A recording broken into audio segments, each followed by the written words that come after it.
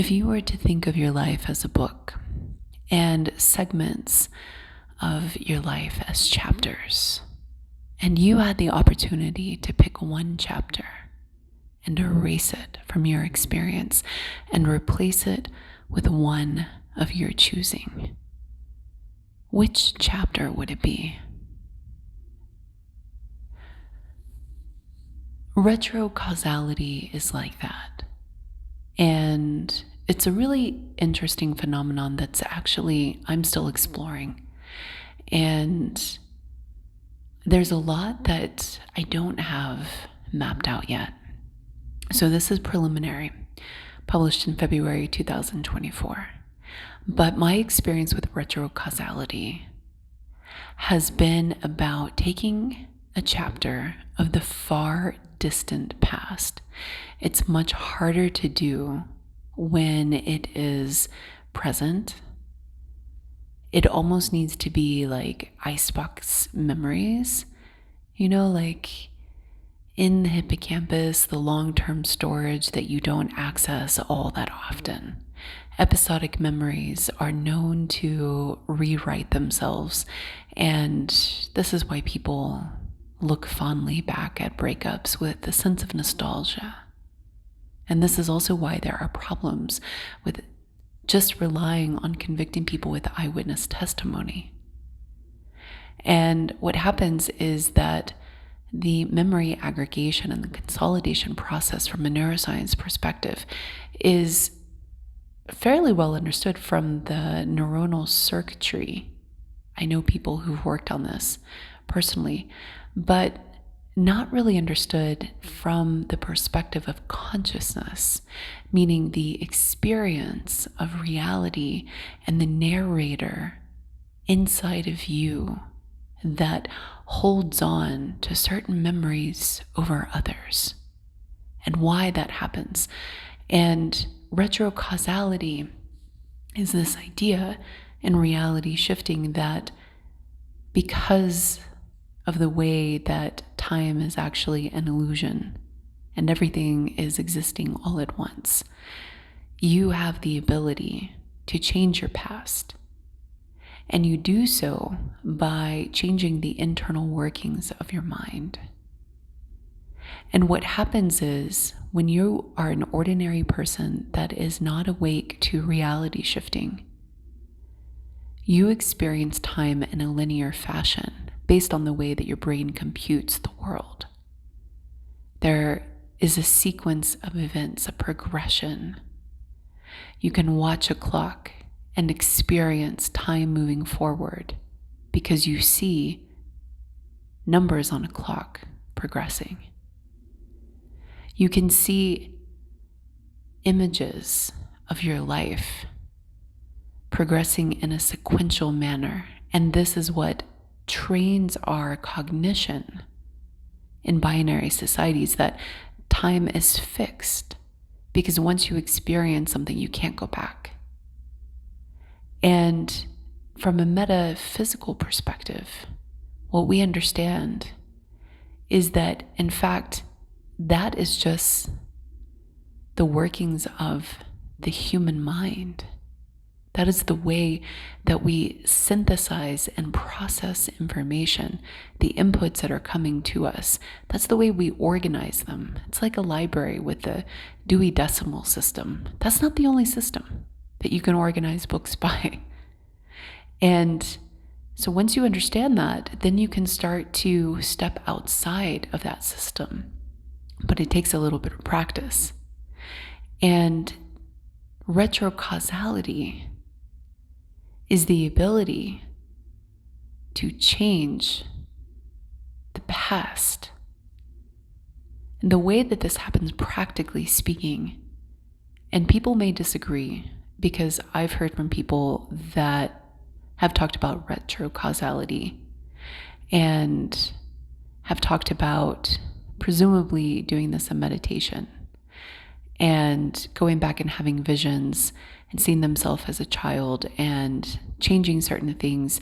And then that, as a result, changes the symbolic representation of the vision that they have of them. And so their hair color might have changed, or certain events might have changed, but the experience that they're having is actually an internal experience while they're still anchored into the present moment. And their consciousness is looking at a mind movie. That's what I call visions. They're mind movies. And is that retrocausality? Possibly. Possibly.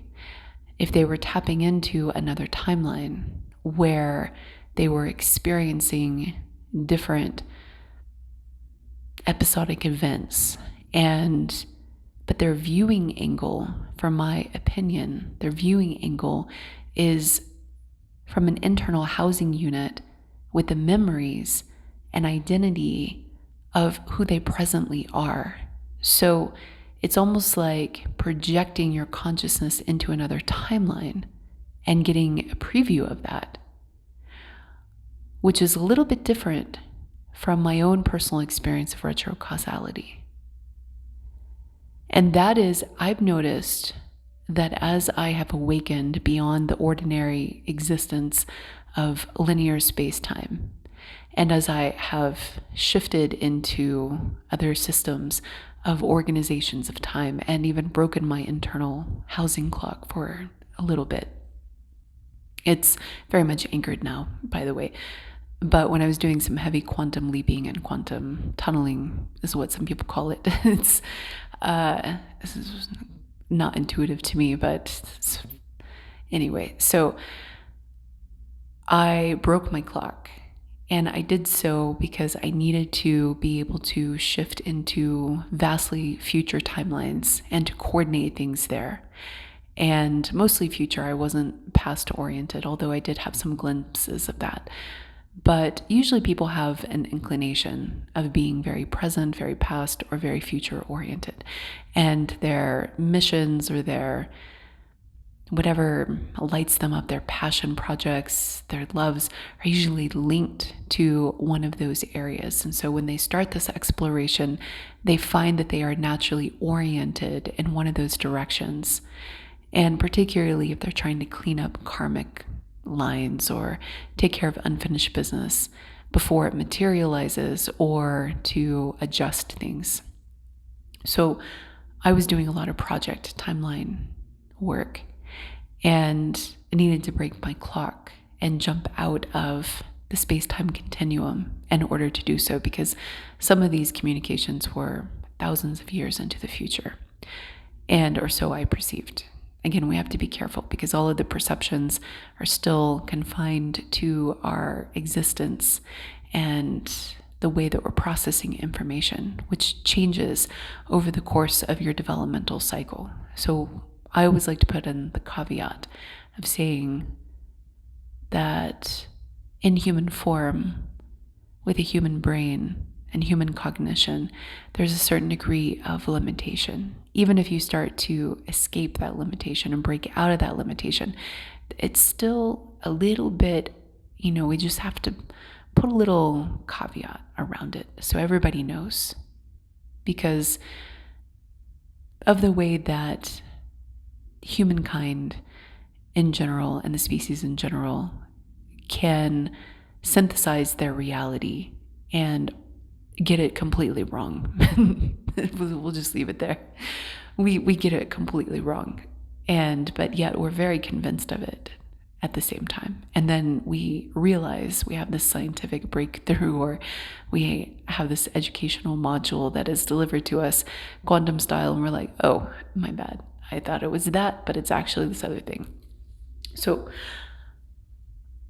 most of the time, though, when you're living an ordinary existence, you're going to be tethered to space and time if you're coming from a binary society.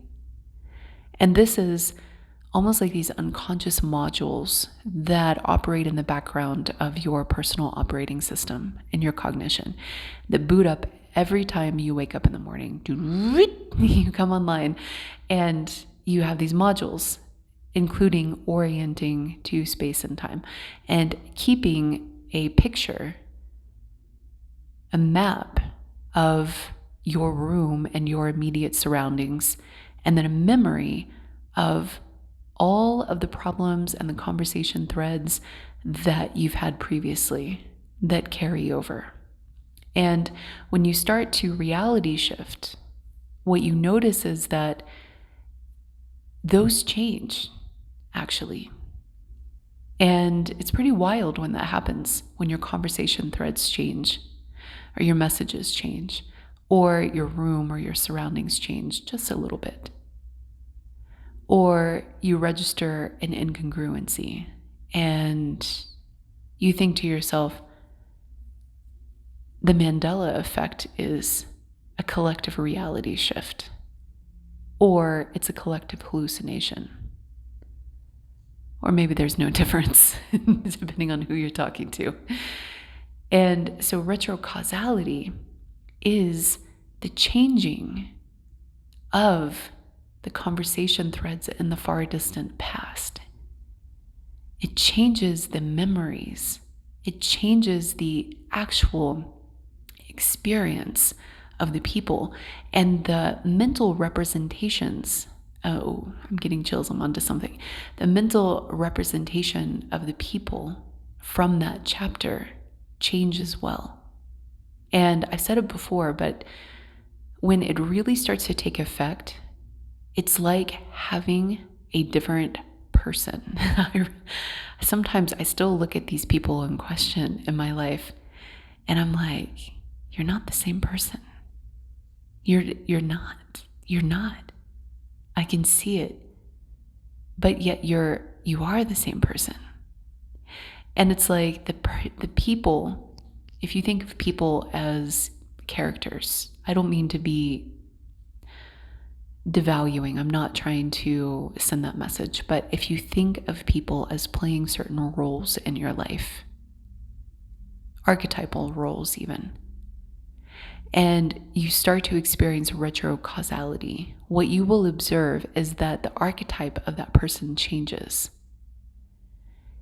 And as a result, so do the expected norms of their behavior.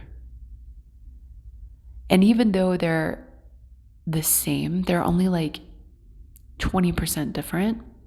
That 20% difference is substantial enough to actually make your memories really, really fuzzy. And this is the part that I wanted to share with you that is really, really important.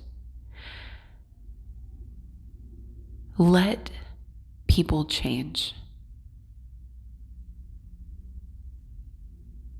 So many times when we are hurt or traumatized or wounded or angry, so many times we hold on to those memories very, very fiercely. And I do believe that there is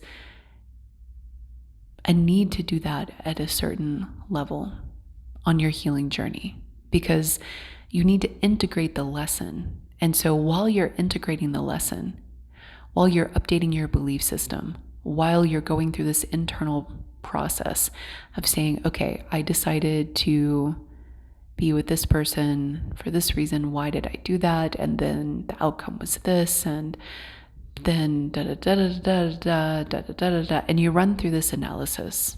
Presumably everybody does this, right? And you self-reflect and you learn why you chose a certain situation if you had that choice. Because you want to do it differently, right? And if you didn't have the choice, then you learn, why did I stay? Or why did I behave in this way? Or why did I accept this? Why did I let it get to this point of harming me? And why did it impact me in this way? Because ultimately, you want to figure out who to avoid like that in the future, or how to take that situation and find your voice and your power sooner, and or shift out of it. And so as a result, you spend a lot of time perseverating.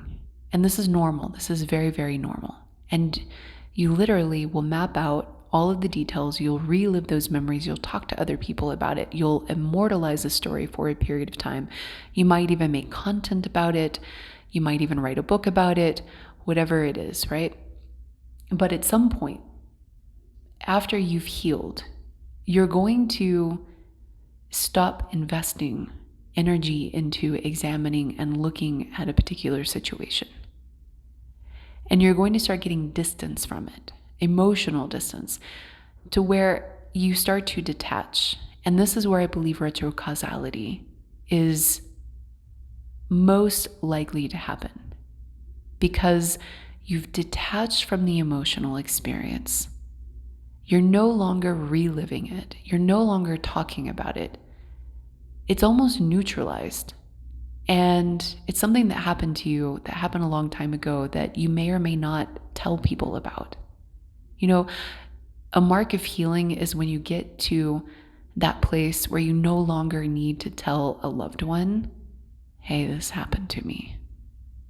When it's just an event that no longer defines you. When it is something that is almost like dust blowing in the wind, like barely noticeable in your character history. That is prime time for retrocausality. Where retrocausality is more challenging is if you're like, I'm never gonna forget, you're not gonna retrocausality, you're not gonna change that, right? Because you're not distant enough from it. Because literally what happens, what I have observed in my internal experience, and I haven't worked with my reality shifting clients long enough to take them through this process, because it takes a while. It's like a years process is what I've observed. Is at first there is, when you recall certain chapters in your life, there's almost a shift in your memories, and the things that come to mind first, like let's say I'm asking you about your first love, and your first love was like really traumatic. You got your heart broken. And for a long time, if somebody asked you about your first love, the top 5 memories that would immediately come to your mind would be the breakup, the heartbreak, the way they did you wrong, the way they were cruel, and the way that they abandoned you, right? When you start to go through the process of retrocausality, what you notice is if somebody was to ask you, literally, this is what happens, about your first love, you would write almost like this little annotation about it.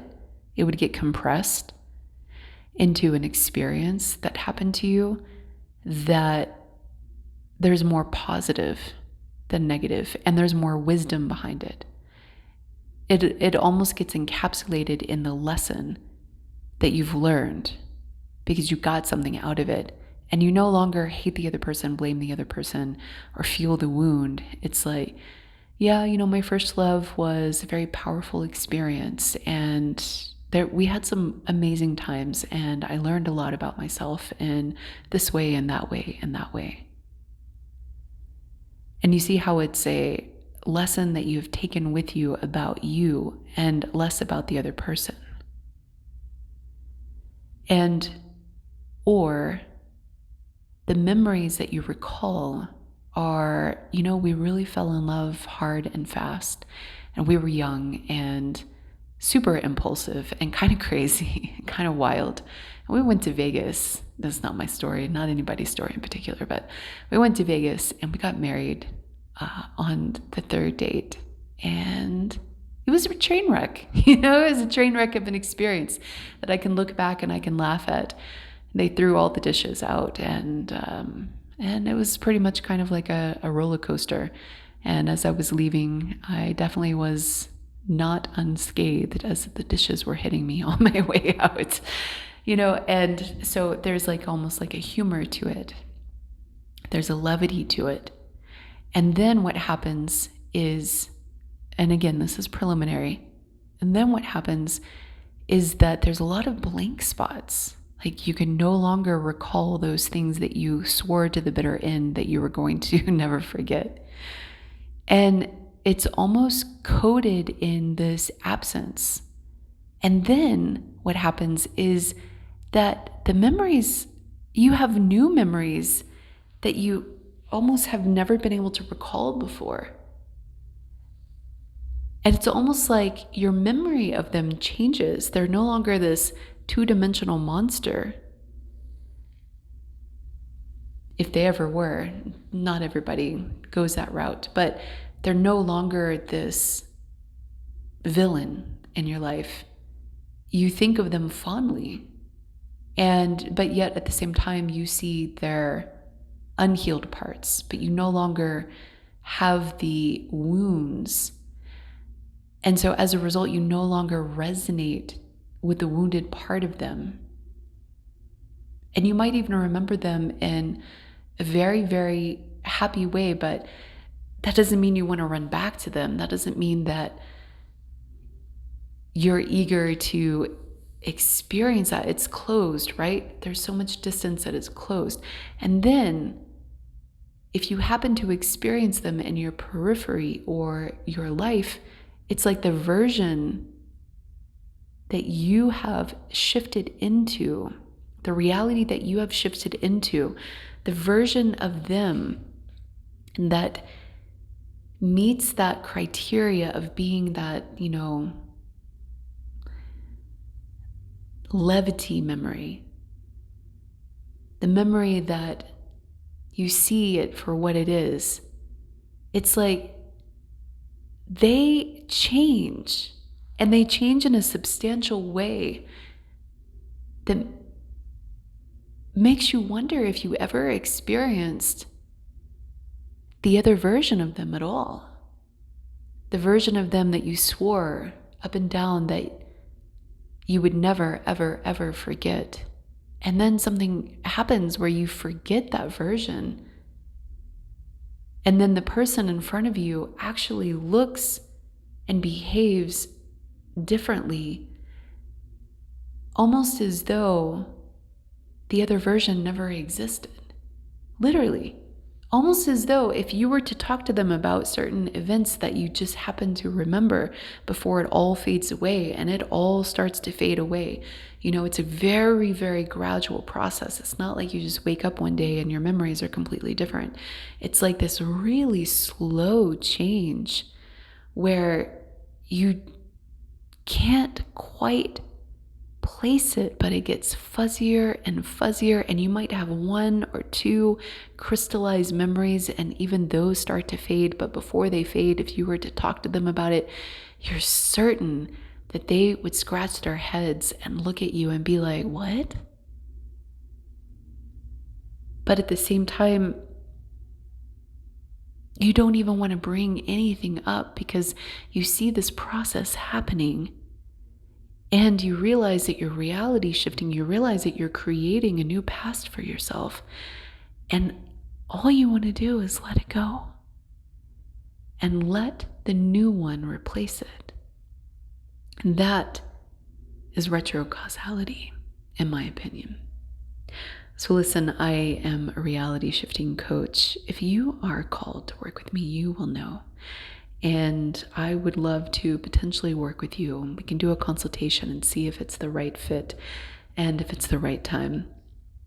Feel free to reach out to me at sacredjourneyproductions@gmail.com. Okay, we'll talk soon.